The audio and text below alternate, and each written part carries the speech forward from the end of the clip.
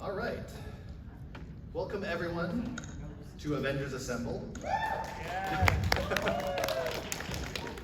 A panel where we'll be discussing all things Marvel cosplay, how to get started in cosplay, what it takes to cosplay, and meeting up with fellow cosplayers, and last but not least, how you can give back to your communities through cosplay via service events, hospital visits, or just being someone's hero, making a young child in need light up at meeting Spider-Man, or even fellow grown adults. I mean, honestly, some service events where we're there primarily to make kids smile, sometimes it's our parents getting a little more excited to see us. But I mean, I get it, we're all comic book nerds too. I think most of us here are adults, and we all want to see Spidey do a flip.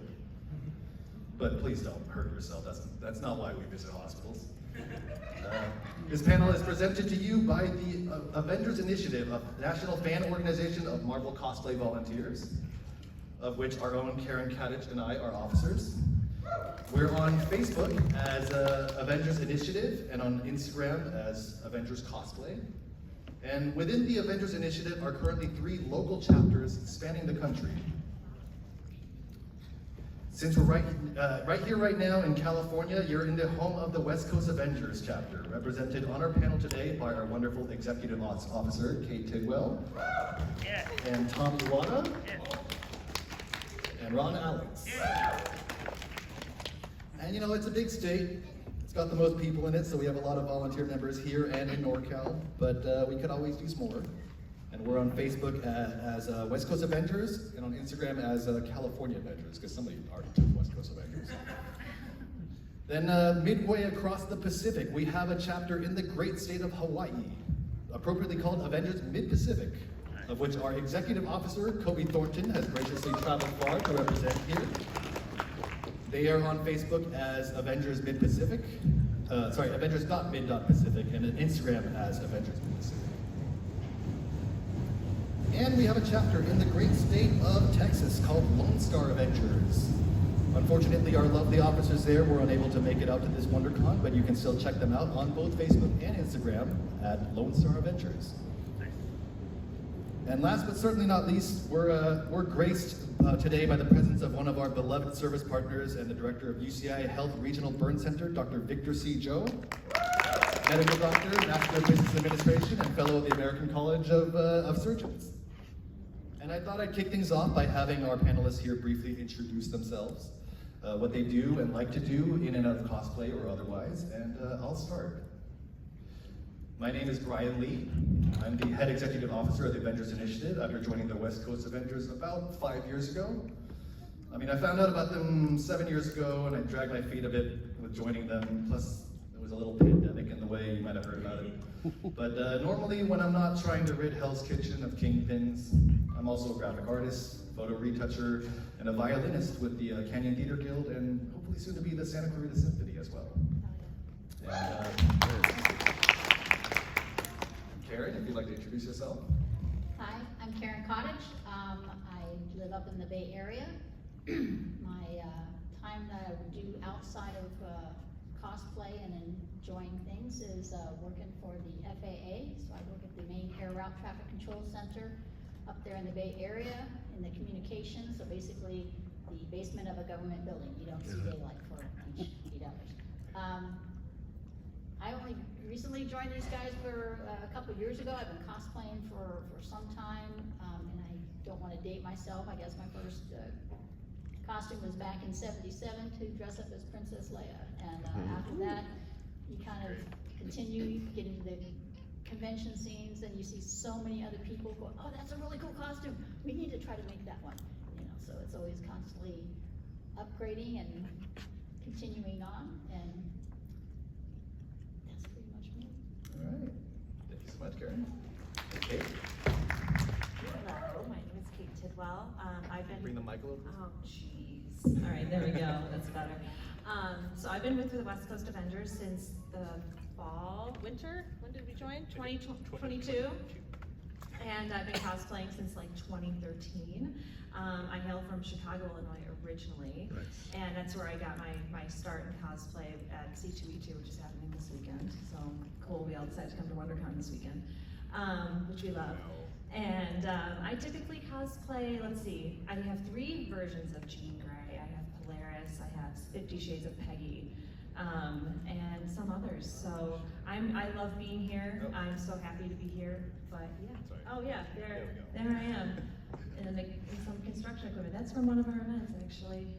Construction, what was it? Construction versus Cancer. It was a very strange name, but it was a very fun event. Did they let you operate that, or? Yes, they did. Yeah. Wow. Not a good idea.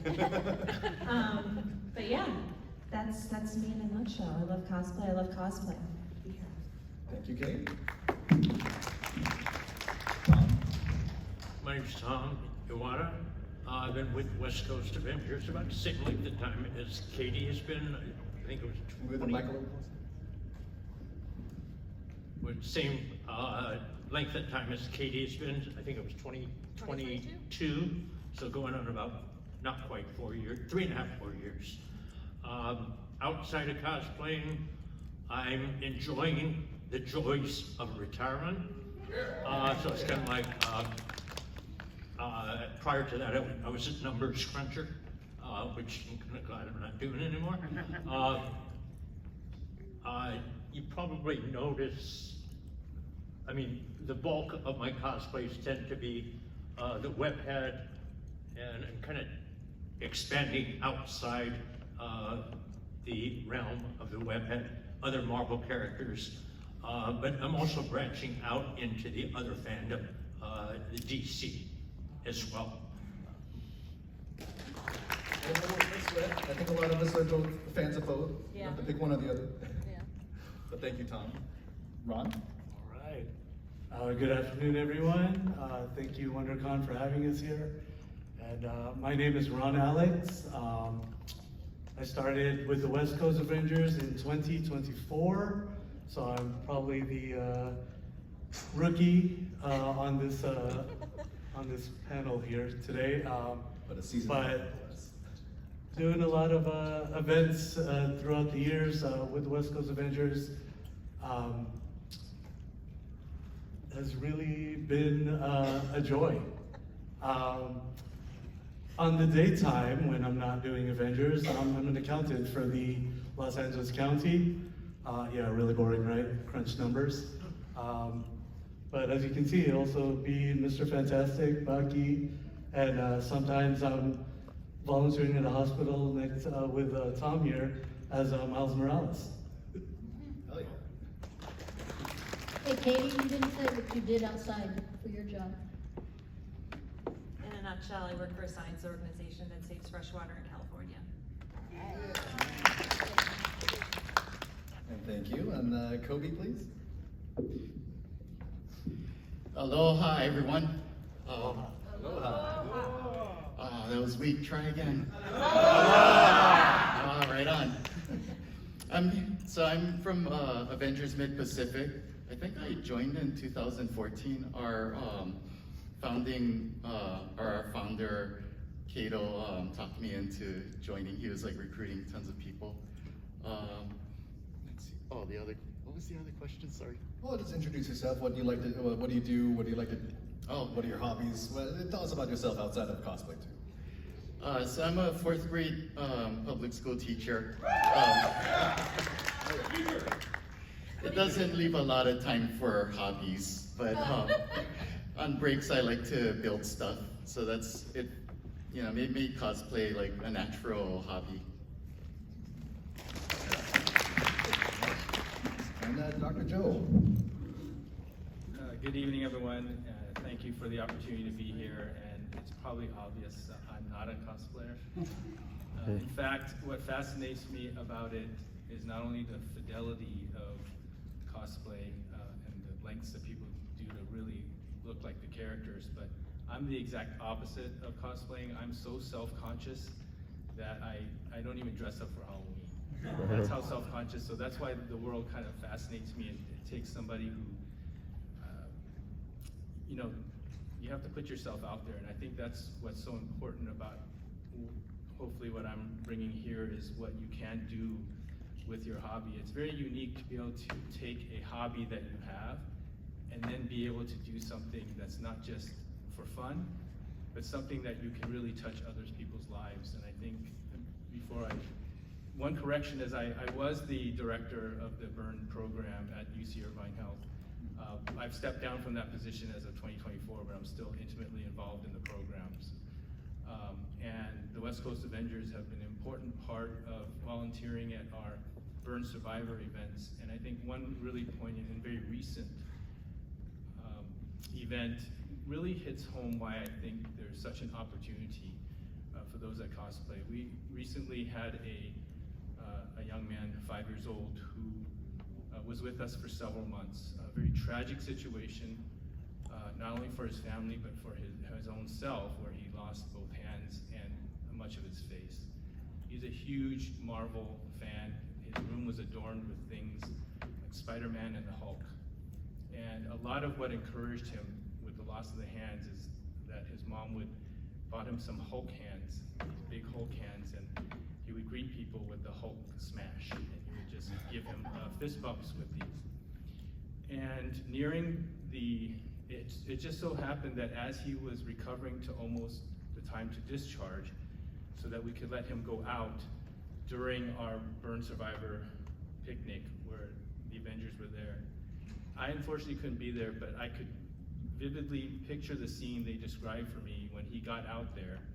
And at one point he saw all these characters and he was surrounded, like they encircled him, and I heard that he could not contain himself, that he was so full of energy and excitement at meeting these characters. So there's a tremendous opportunity to touch lives with something that you all love to do, and I think that's a tremendous juxtaposition of two things. Thank you, Dr. Joe. And I know you may not be a cosplayer, but you're a real life hero to us, so thank you so much. Well, I guess I'll turn it to cosplay and work our way down with every one of our cosplayers here. I know Karen, you talked a little bit about it, but I'd like for us to also talk about how we first got into cosplay. What was our first cosplay? Not necessarily Marvel, but the very first thing that we put together. And I'll start I was 16 years old when I put together a homemade version of Episode 1 Obi-Wan Kenobi. My buddy Jeremy in the audience was there. He saw how slapdash it was. But you know, you have to get started somewhere, and it was taking it to the midnight screening of Attack the Clones. I'm kind of dating myself. But yeah, I mean, I remember I had a Jedi braid made out of yarn. I couldn't be bothered to find black yarn to match my hair, so I used white yarn, and then I kind of Sharpied the whole thing, so all my hair kind of reeked of Sharpie. But you got to start somewhere, right? So that was my first cosplay, and little by little, I started dabbling, bringing cosplays to conventions, and then joining lovely folk like here next to me. But it all started with Obi-Wan. Karen? Yeah, as I said before, mine actually started with Princess Leia, the Cinnabon version, so there was that version thing there. That was in '77. After that, started going to conventions because I actually met my best friend that same year, and so we kind of started the convention route. And going from there, my other friends started joining in. I said, you can't come to a convention now with us unless you're in costume. So started forcing them into that aspect of things. Yeah. But I've gone through different cosplay groups, so between Klingon, Star Trek, Star Wars, Battlestar Galactica, X-Men. We used to do all the movie premieres at some of the theaters down up in the Bay Area by us and stuff. So we'd be in the costume for the opening of the movie, and my Mystique, when the X-Men came out, I wore the Mystique and kind of stood in the back of the theater, totally freaked some girl out. Yes, because she turned around and I was kind of blended in with the background, and when I moved, she like screamed, and then the whole theater screamed, and then everybody screamed. But my cosplay, yeah, it's kind of more of, you kind of follow your love, and it's like, unfortunately, I just want to do them all, you just kind of, it's an expensive hobby, because you start out with one and you kind of just keep going and keep going and keep going, and yes. Thank you so much. Kate? So, I had a weird start. I had a weird start to cosplay.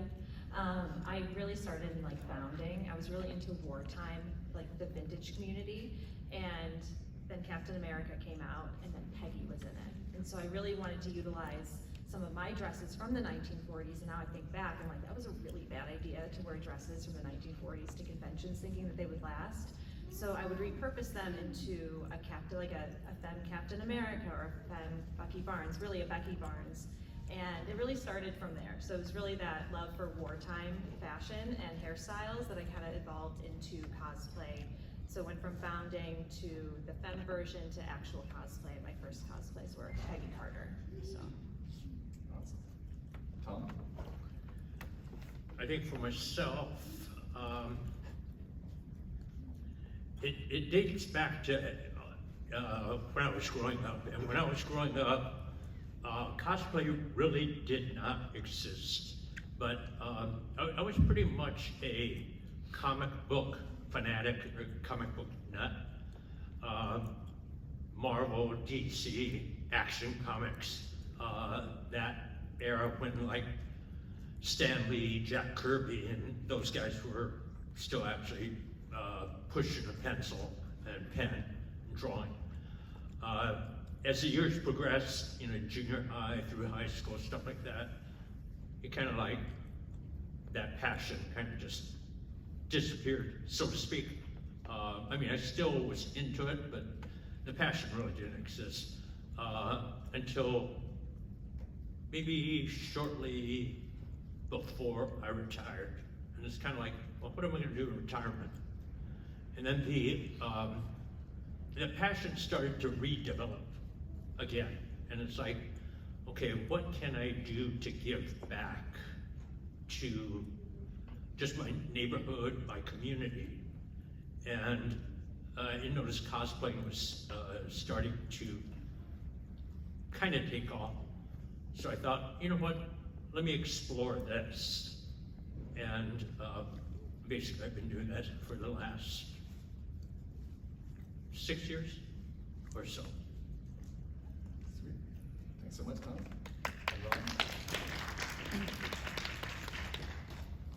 For me, it started with 1999, 2000, the first X-Men movie. Oh, 2000. Yeah. 2000? Yeah. Yeah. So me and the neighborhood kids, we went to go watch that movie in the theater, and right outside the theater, there was a KB Toys, if that's not even around anymore. Yeah, it doesn't exist anymore. But right when we saw the movie, there was these like accessories from like Accessories. Yeah, the accessories, yes, thank you. But we found a few. My friend was really into Wolverine, so there was like Wolverine dog tags. And then I got the Cyclops dog tags because I was a big Cyclops fan at the time.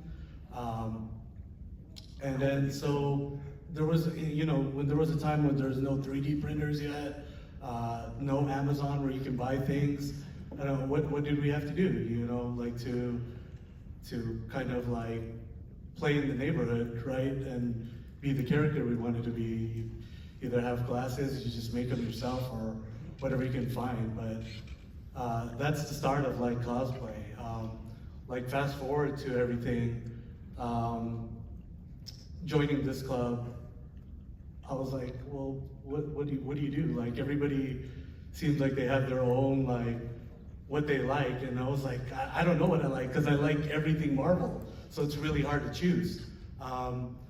But somehow it ended up being Hawkeye from the Hawkeye series. Nice. Awesome. Kobe? Somewhere in the 2010s, Hawaii only had a single con each year. I ended up attending it just as an attendee, and the people cosplaying looked like they were having so much fun that it got me excited, and I thought, well, if they're enjoying it, I should try this out and see what they're having so much fun with. And it started from there. Started doing something easy like Elle from Death Note, so I could just buy that stuff in the Walmart and then like blend into people on the street so it doesn't look like I'm cosplaying while I'm walking to the convention. And then things got a little more complex over time. And I learned how, new skills like how to sew, work with electronics and such. Great, thanks so much.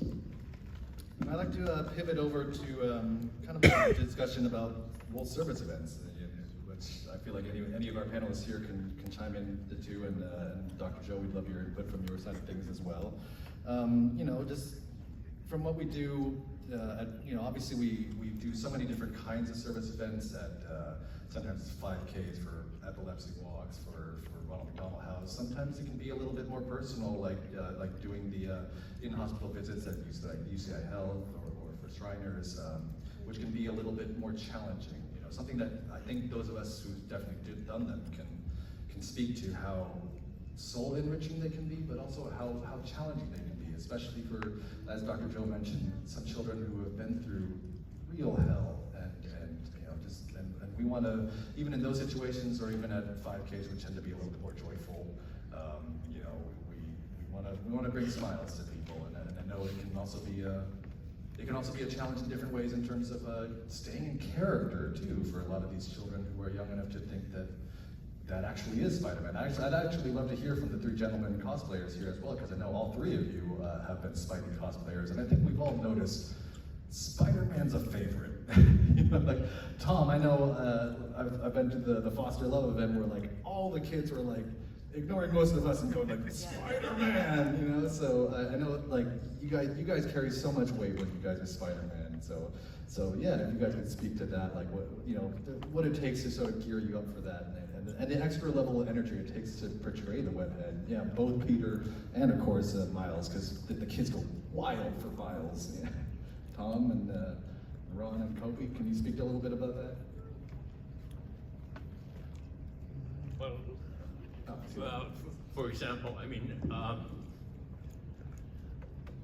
I do a lot of pediatric visits with the club, and I mean, I'll share with you a story.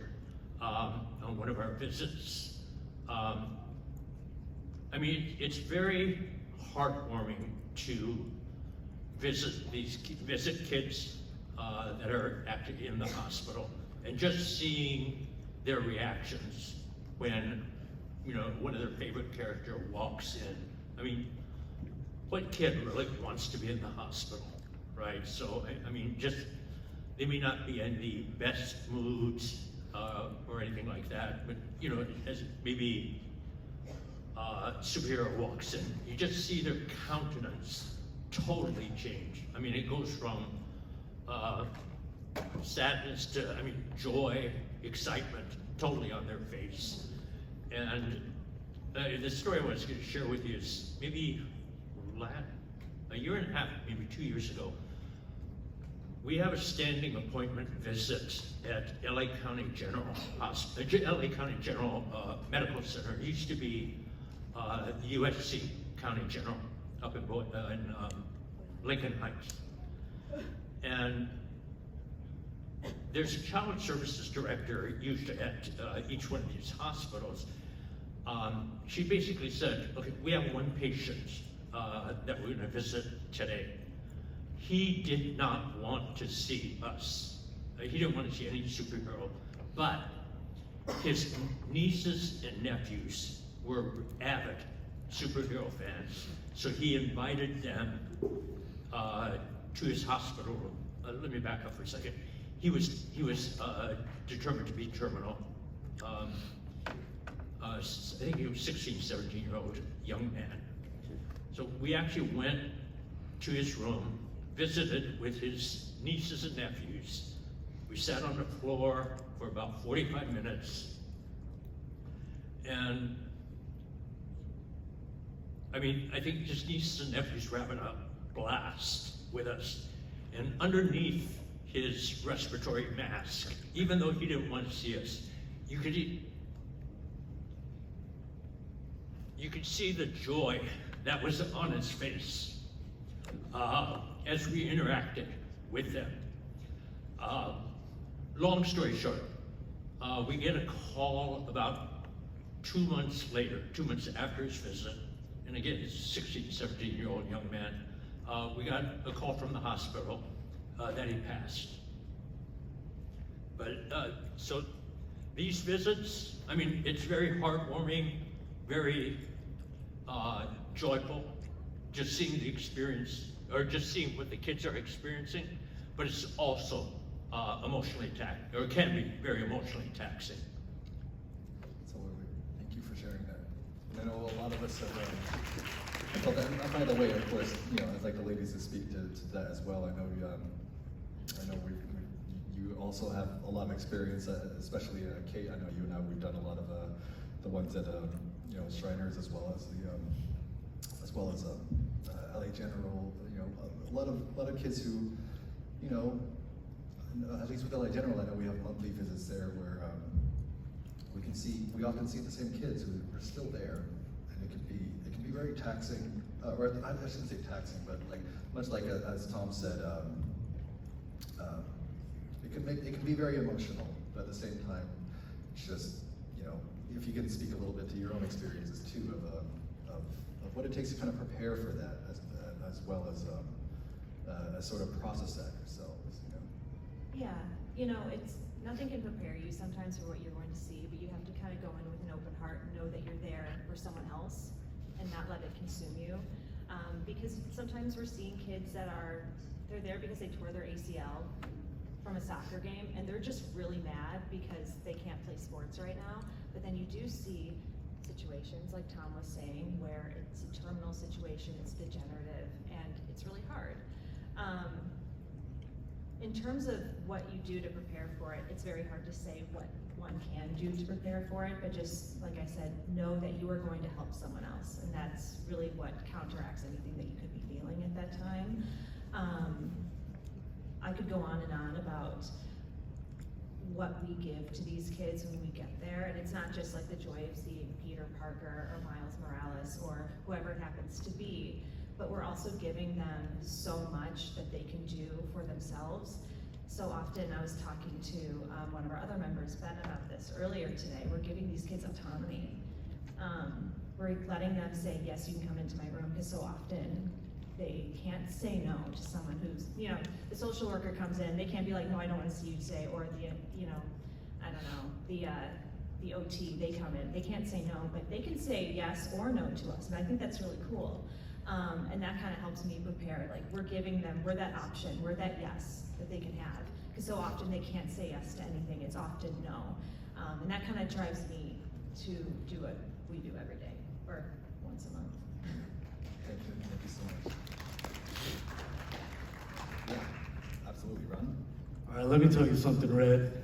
And that's what we have to do. Frank? That's what we have to do. First, you got to know, I always come in, what's the mission of the day? How we prepare for it, sometimes you can't. And sometimes you just got to take out everything of your own understanding and just say, I'm coming in here with good energy. Because that's what we do with each other when we're out there. We're vibing with the people that we're volunteering with. So whatever characters that we are, and we can bring in one character, I gotta be able to be Mr. Fantastic and be able to vibe with Jean Grey, right? As far as going into these rooms and everything, and how you keep that energy, you have to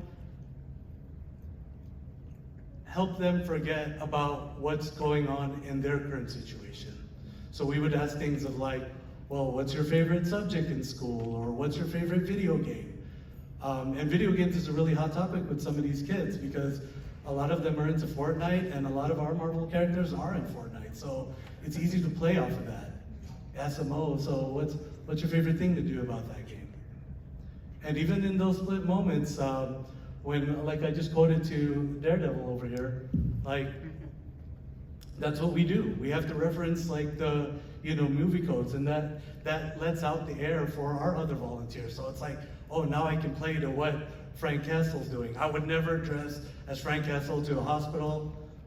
It's just not, it's con friendly. This was my comfort costume, that's why I'm wearing it. But yeah, again, Miles Morales, I gotta be able to play to Tom here as a duo. I feel you. There's something about suiting up that can also give you that confidence to just tap into the character especially for a lot of these kids who yeah, think you're the actual hero, the actual superhero, and also learn how to communicate that way. Right. Karen, would you like to speak? Yeah, the one thing it's hard, mostly because when you meet somebody, the first thing you want to say, oh, hi, how are you doing? Well, you can't really do that there. So you always have to kind of get your composure before you go in, you know, and make yourself figure out how you can, you know, interact with these people. And to say that if you can give this person that 1 minute of smile outside of all the pain that they've been going through the entire day, that's 1 minute, one challenge. That's your superhero power. But for me, I think the kids themselves are the superheroes. Their family and stuff who have to watch them go through this all the time is the superhero. They have the unability superhero power for right there. And for these kids to continue every single day. But if you can bring that smile onto that face, or light up their eyes to make it look outside of what they're currently seeing within that space, that is the best feeling in the world. Good. Also, thank you for touching on that too. It occurred to me that I remember having to sort of stop myself from we're so built in to have that small ticker, like, oh, how are you doing? And sometimes they are not doing all right at all, you know, and that's not the kind of question to bring to them. And so you also have to sort of prep yourself with knowing, you know, the right things to say in such a situation, you know, much like in some of these cases, as Dr. Joe mentioned too, where some of these kids have been through so much, and we don't want them to do, the last thing we want to do is remind them of that. We're there to be these characters and to give them a little joy, you know. And so thank you. Yeah, that was actually one that was a bit of a struggle to me to just turn off that coding of, oh, how you doing? Ooh, right. The You know, big so- three that you can't ask, how are you? Yeah. He's probably bad. The second one is, what have you been up to today? Could have been a spinal tap. Don't want to ask them what they're up to, and see you later, because that's not a promise you can keep. Yeah, absolutely. Just having that language, you know, working that in, you know, and making that a little bit second nature when you're doing certain service events such as hospital visits. So, thank you guys. I'd also like to pivot back while we have some time to get back to doing things where about getting started with Marvel cosplaying.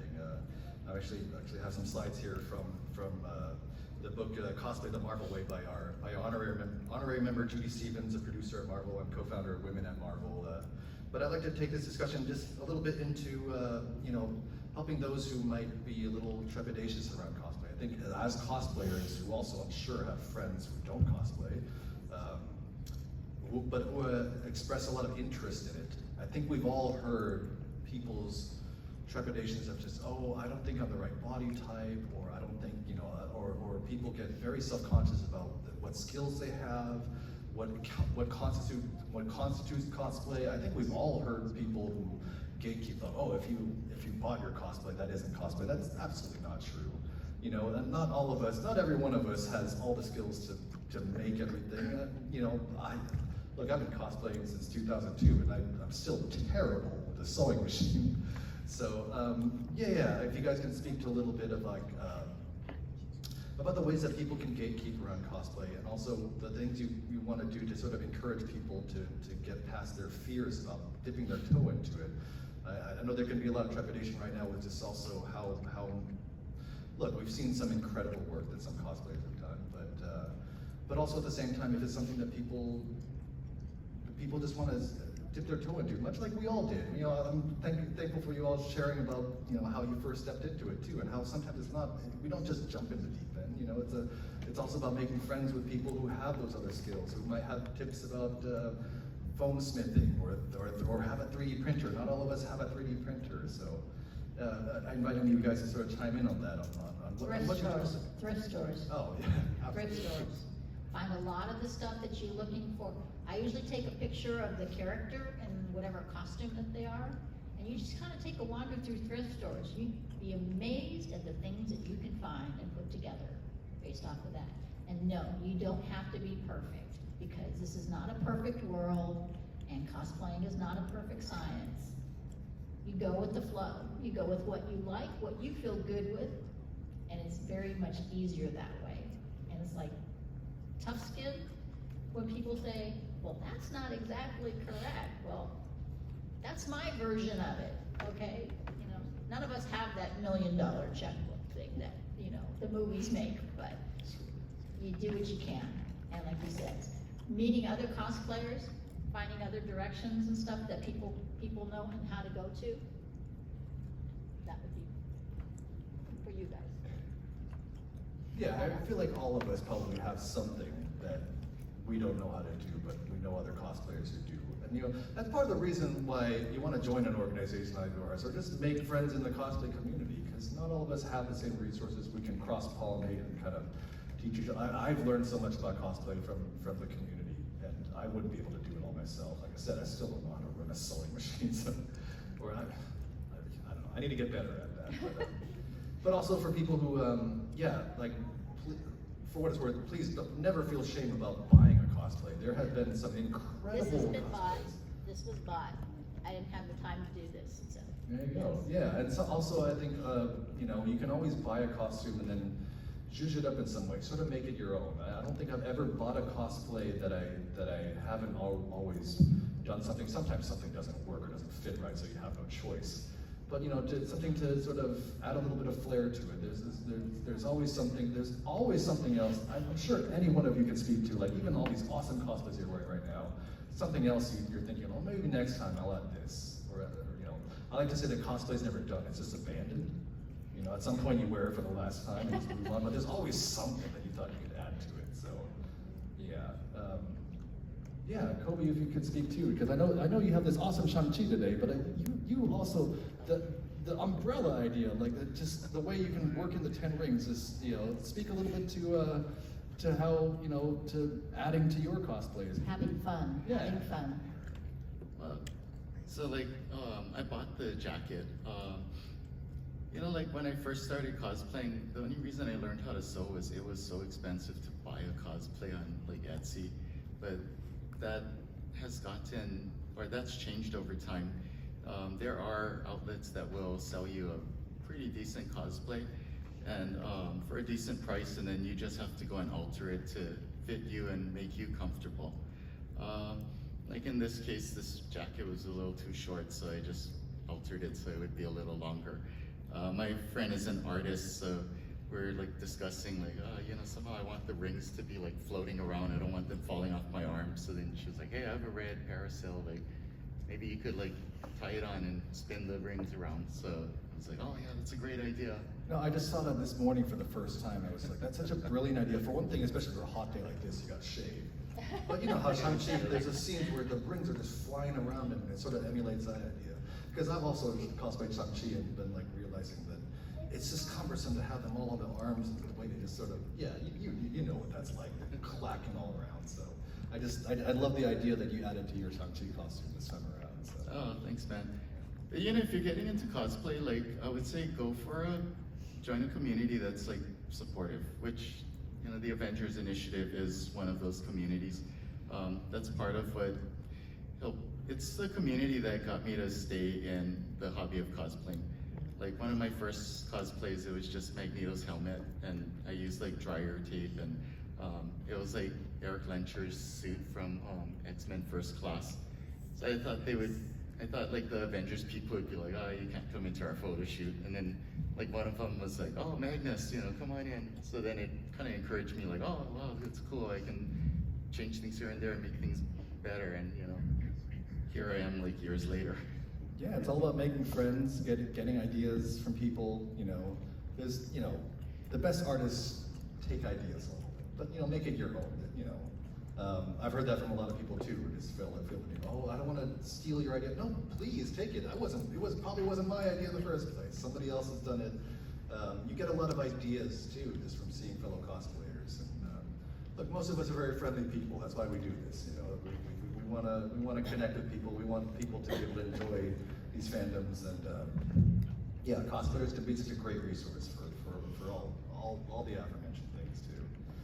What about makeup? Have you guys who's had experience doing like a lot of makeup with cosplay? Because I know like that can be like I know the one time I did it, and it wasn't even very significant was for a version of Mr. Negative, where I had to have, like, I had to figure out what kind of makeup will cling better. That I had to do a lot of crash courses, like alcohol-based makeup. The first time I did Mystique, which you pretty much like blue face type of thing, but my mask was attached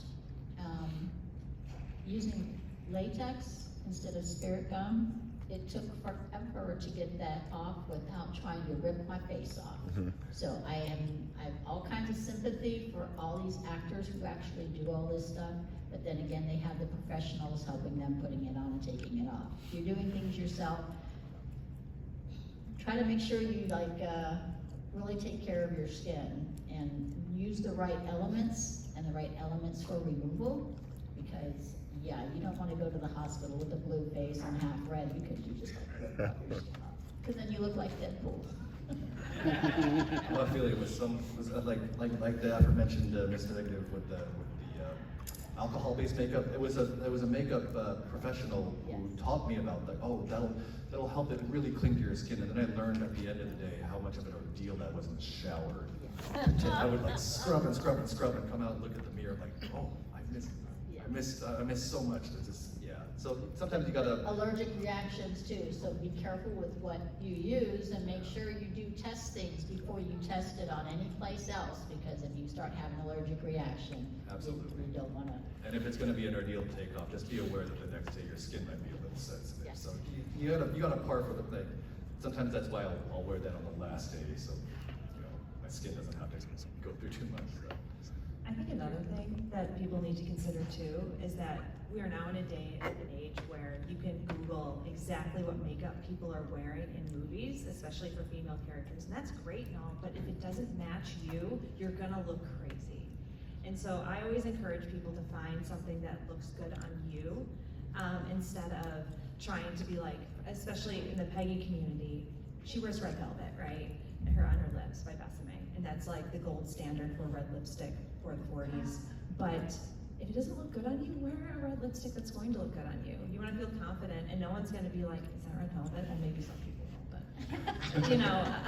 find something that looks good on you. Like the same thing goes for wigs. Find a wig that looks good on you. Don't just find something that, oh, that's the actor's hair color, because it may not match, and it's gonna look so much better if it matches your undertone and everything. So that's kind of my makeup color theory answer. Find something that works for you.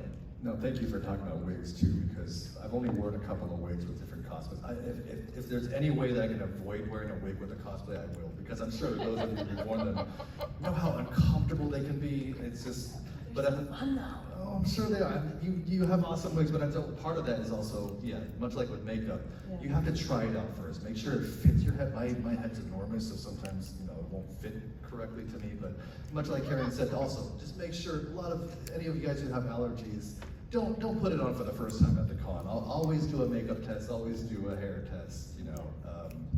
I know sometimes we're doing very last minute cosplay stuff, but it's always good to prepare early, and if it's not quite ready, you can always wear it at the next event or the next convention. So. But you also have like the Spider-Man, when you have the masks that are actually covering your face, are you claustrophobic? That's another thing, you got something pressing against your face for being able to breathe correctly. Don't be claustrophobic and to say that's my first costume, because yeah. Yeah, definitely test those things out, especially with the way that I know you Spider-Men know how the lenses can fog and all the things that you have to do to avoid that. Like, you guys put through a lot to have those Spidey masks on you. We have a little bit of time left, so I want to also, are any questions in the audience by chance? Oh, this gentleman here, Superman.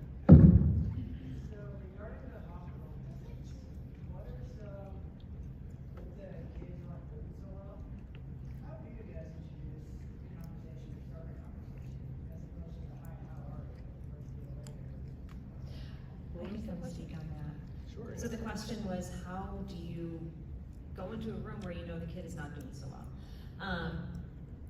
I think I can speak for a lot of us. We kind of assess the situation as soon as we walk in. Sometimes we get prep work from Child Life that tell us, like, this is the situation.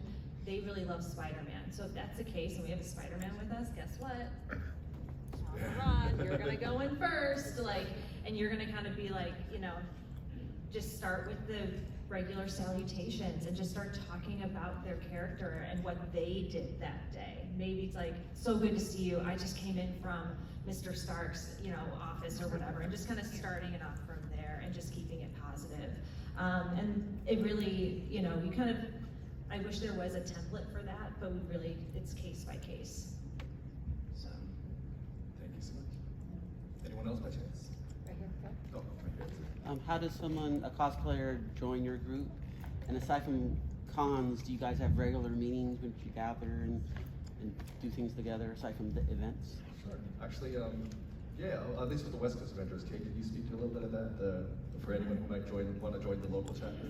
Yes, and I think we might have a slide with our Instagram on it, maybe. At California Avengers, there is a lovely link in the profile where you can fill out the application, tell us a little bit about yourself, and then you interview with some of our membership officers. We have some up here and some in the audience. And then you do a probationary event, and if that all goes well, you join us.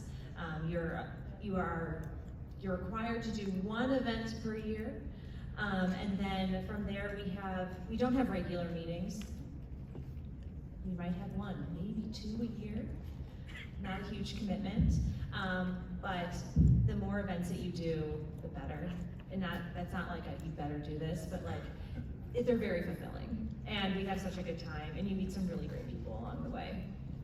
Hope that helps answer your question. I mean, I imagine, let me throw it to Kobe as well for Mid-Pacific.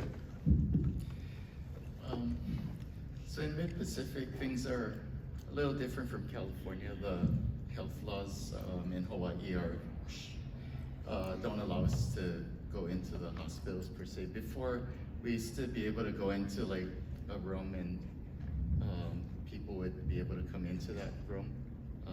After the Great Plague, there's things have changed, and instead we've focused a lot on helping like libraries or other organizations that support children. So we'll go out when they invite us, and we'll encourage the children there to either read for Free Comic Book Day, or we'll there's like a Children's and Youth Day to pretty much support the children of Hawaii. The thing in Hawaii is most of our kids are never going to get to go to Disneyland.